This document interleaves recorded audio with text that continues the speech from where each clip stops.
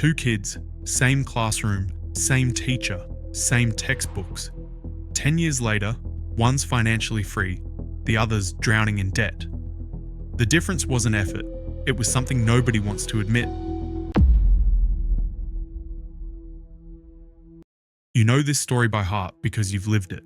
Hell, you've probably starred in it. Two people start in the same place.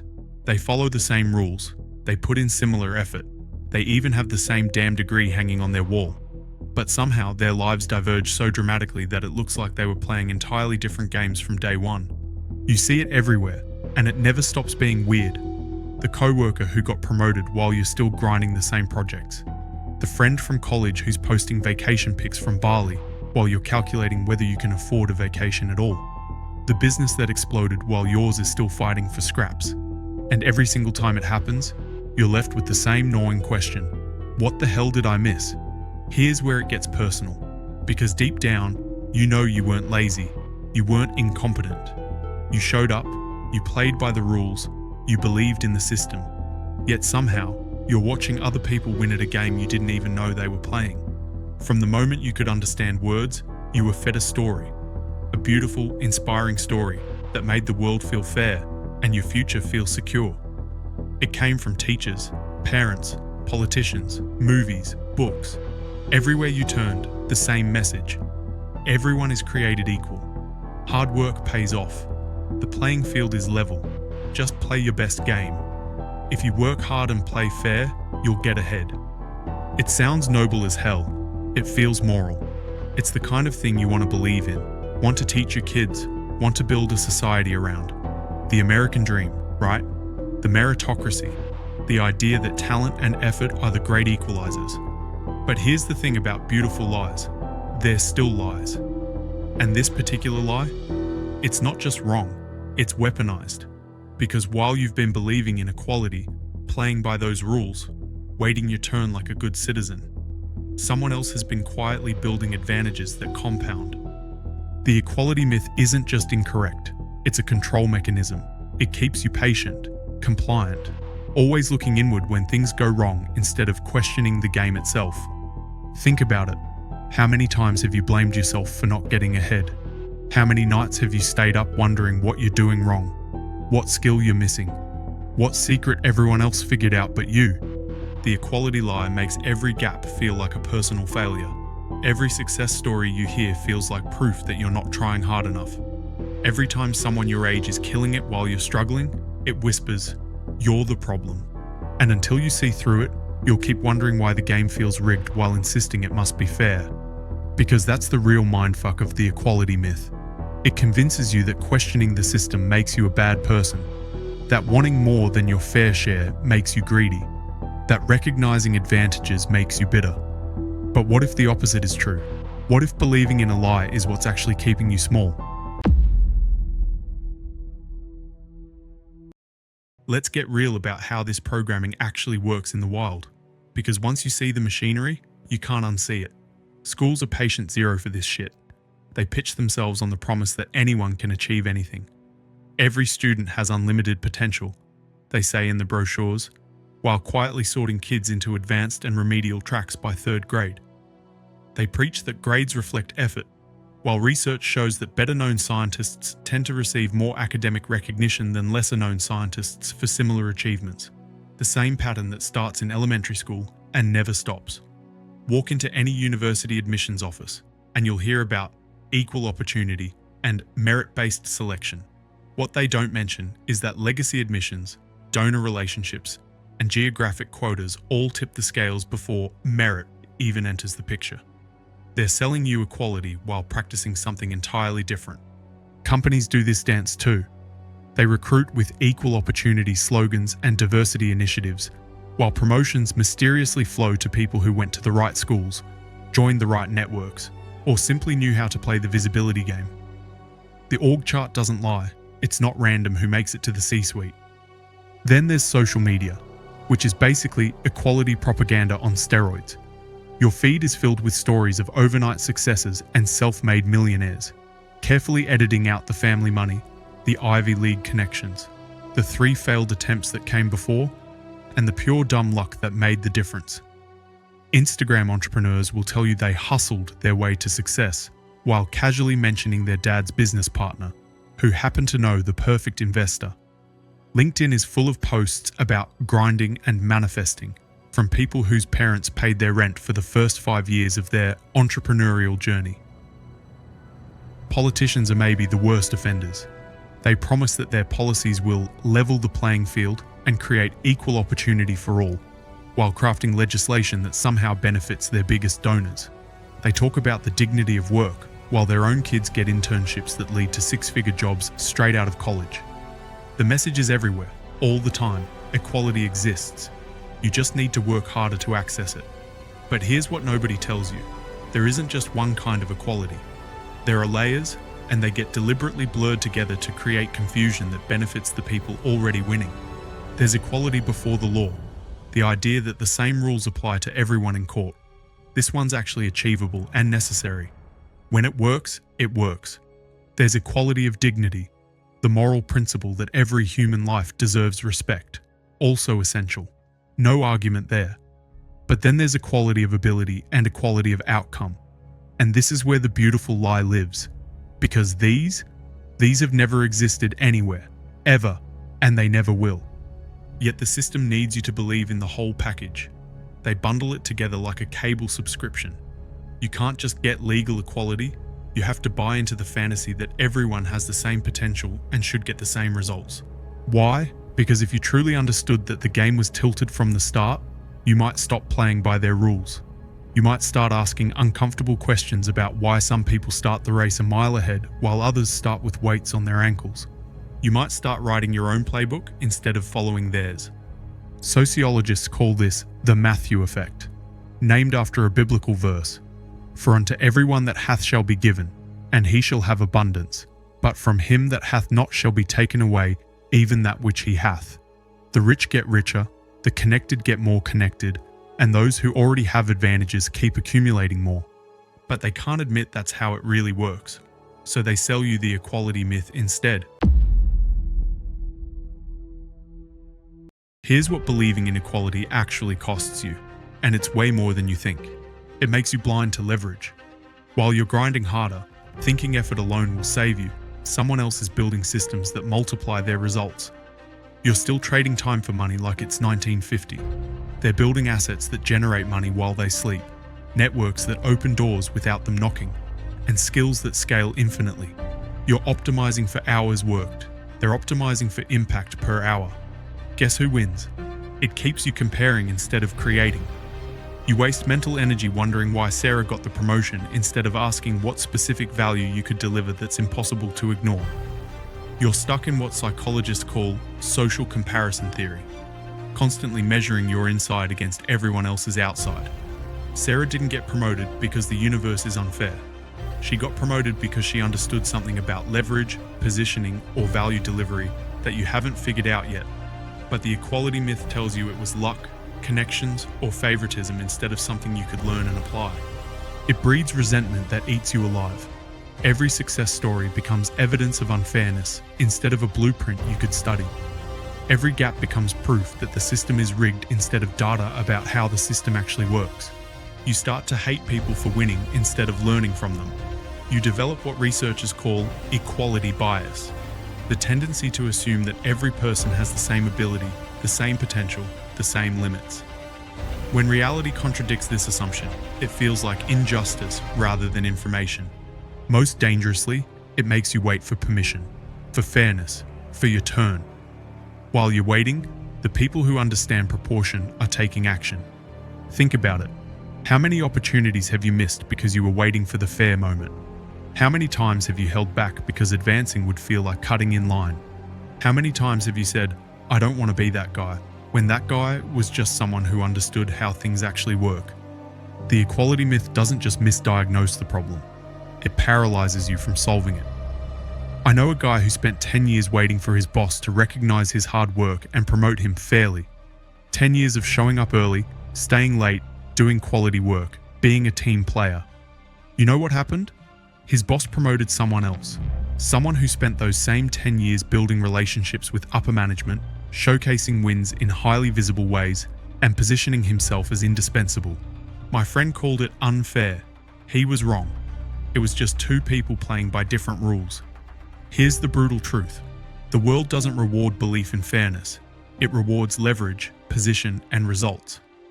And while you've been playing by the rules of equality, others have been playing by the rules of reality. Research in network theory shows that small initial advantages compound over time through what's called preferential attachment, the tendency for successful nodes to attract more connections. In human terms, success attracts more success, opportunity creates more opportunity, and advantages don't just add up, they multiply. The moment you recognize this, everything changes. Not because the world becomes fair, but because you finally start playing the game that's actually being played. More than 2,000 years ago, Aristotle looked at this exact problem and refused to bullshit about it. While everyone else was debating ideal societies and perfect systems, he said, let's deal with what's actually real. He divided the world into two categories: nomos, human-made laws, and physis, nature. Under nomos, we can create legal equality. We can say everyone deserves dignity. We can build systems that try to be fair. This is the domain of politics, law, and social construction. Important stuff, necessary stuff. But physis? Nature doesn't give a damn about our ideals. Nature distributes gifts unevenly and always has. One person has a photographic memory. Another forgets names immediately. One has natural charisma that draws people in. Another has to work for every social interaction. One has energy that never quits. Another needs 10 hours of sleep to function. For Aristotle, this wasn't a bug, it was a feature.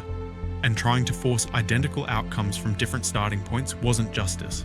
It was madness.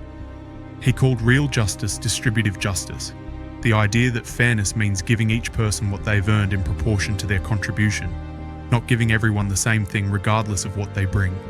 Aristotle believed that resources should be distributed based on merit, meaning that individuals should receive benefits in proportion to their contributions or virtues.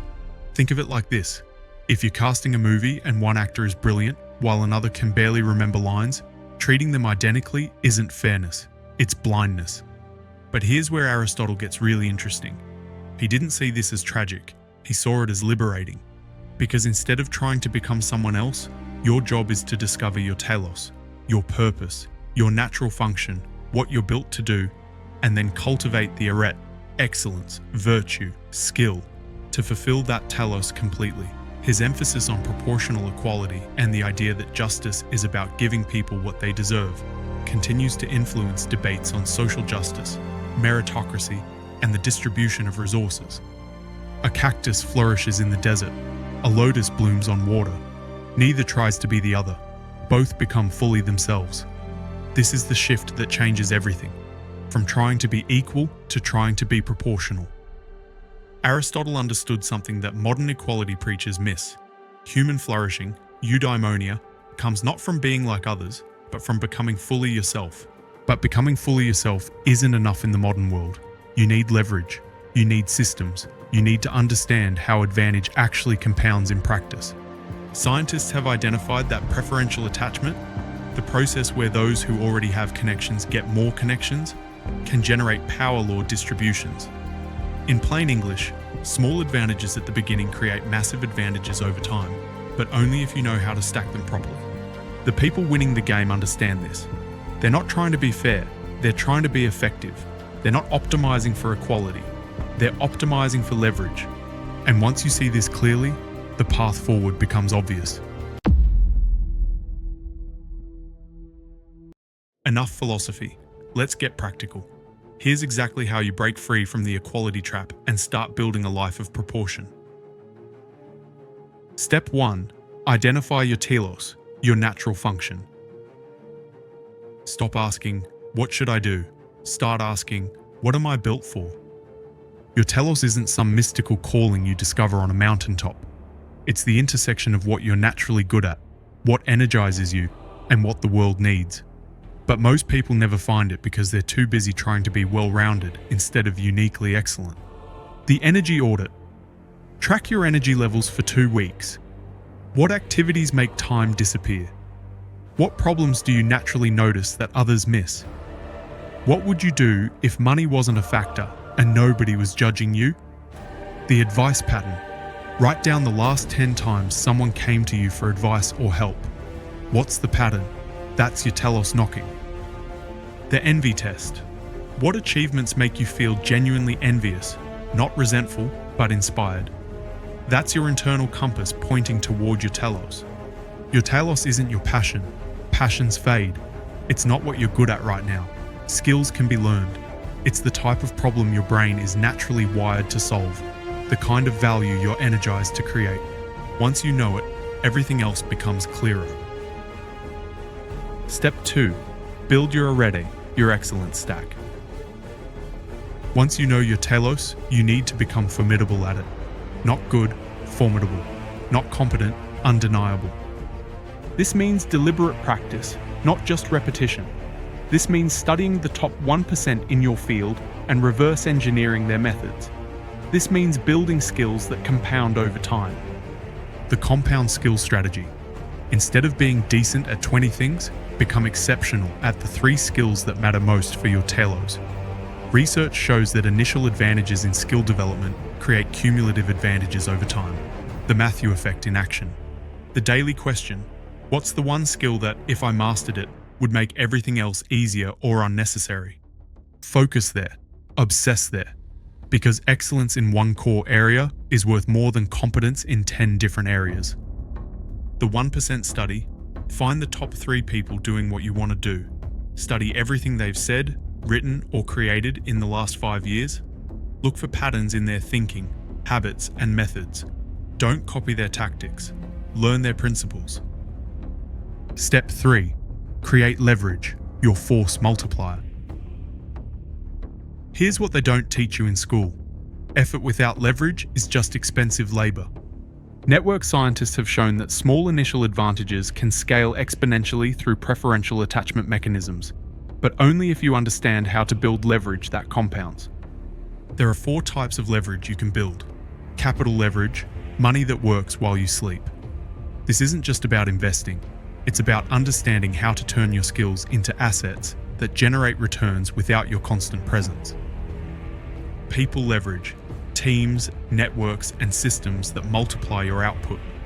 The most successful people aren't working harder, they're working through others. Technology leverage. Code, systems, processes, and tools that scale infinitely. One line of code can serve millions of users. One well-designed system can handle unlimited volume. Media leverage. Ideas, content, and reputation that spread without your presence. This is how you influence people you'll never meet and create opportunities while you sleep. The leverage test. Ask yourself, if I stopped working for 6 months, would my income grow, stay the same, or disappear? If it would disappear, you don't have leverage yet. The scalability question. Can this effort serve 10 times more people without 10 times more work from me? If not, you're trading time for money, not building leverage. Step 4. Negotiate for proportion, not equality. Stop asking for fairness, start demonstrating value. The equality mindset says, I work as hard as anyone else, so I deserve the same rewards. The proportion mindset says, I delivered X result, which generated Y value, so Z compensation makes sense. The value conversation. Instead of comparing your hours to your co-workers, compare your impact to your replacement cost. What would it cost to replace the value you create? That's your negotiating floor. The leverage documentation. Keep a record of every time your work generated measurable results. Revenue increased, costs decreased, problems solved, opportunities created. Speak in numbers, not feelings. The proportion principle. Your compensation should reflect your contribution, not your effort. If there's a gap, either increase your contribution or find someone who values what you already bring. This isn't about being mercenary, it's about being honest. Aristotle's concept of distributive justice emphasizes that people should receive benefits in proportion to their contributions or virtues. You're not asking for charity, you're asking for proportion. Step 5. Build anti-fragile systems. The equality mindset makes you fragile. dependent on external validation, fairness, and permission. The proportion mindset makes you anti-fragile. Multiple income streams. Never depend on a single source of income. Build multiple streams that don't all depend on the same factors. Skill stack redundancy. Build skills that can't be automated and that transfer across industries. Technical skills become obsolete. Problem solving and relationship building never do. Network diversification. Build relationships across different industries, age groups, and social circles. Research shows that diverse networks provide more opportunities than homogeneous ones. The anti-fragile question. If everything I depend on disappeared tomorrow, what would I rebuild first? That's your core strength. Everything else is optional. This isn't a one-time shift. It's a daily choice to see reality clearly and act accordingly. Morning intention. Instead of, how can I work harder today? Ask, how can I increase my proportion today? Focus on value per unit of effort, not total effort. Evening review. What did I learn today about leverage, telos, or arete? Document it. Patterns will emerge that guide your strategic decisions. Weekly calibration. Am I measuring myself against my own potential or against other people's results? If it's the latter, redirect your focus to your own game. Monthly systems. Check. Is my compensation proportional to my contribution? If not, what needs to change? My value delivery or my positioning? Quarterly leverage audit. Are you building systems that scale? Are you creating assets that compound? Are you developing capabilities that become more valuable over time? Here's what nobody tells you about breaking free from equality. It's not about becoming ruthless or abandoning compassion. It's about becoming honest. Honest about differences. Honest about value. Honest about what actually works in the real world instead of what we wish worked. When you operate from proportion instead of equality, something interesting happens. You stop resenting other people's success because you're too busy building your own. You stop waiting for fairness because you're too busy creating leverage. You stop being a victim of the system because you understand how the system actually works. Look around. The men and women who quietly hold real power in society aren't those who tried to copy everyone else. They're the ones who found the arena where their telos mattered, built habits that made them formidable, and then stacked leverage until their influence couldn't be ignored. Some used capital, some used code, some used networks, some used storytelling. The forms differ. The pattern is the same. The forest doesn't survive because every tree is identical. It thrives because each tree grows according to its nature, in its position, toward its own light. The oak doesn't envy the pine. The pine doesn't resent the cedar. Each becomes fully itself, and the forest becomes strong. You are not meant to be equal to the person next to you. You're meant to be fully yourself, with all the leverage, skill, and proportion that entails. The equality myth told you to wait your turn. Proportion tells you to take your place. The equality myth promised you fairness. Proportion delivers you power. The equality myth kept you small. Proportion sets you free. Your choice is simple, but not easy. Keep believing in the beautiful lie that everyone's the same, or start building the difficult truth that you're exactly who you're supposed to be. And that's more than enough to win. Stop chasing equality. Start claiming proportion. That's where your real life begins.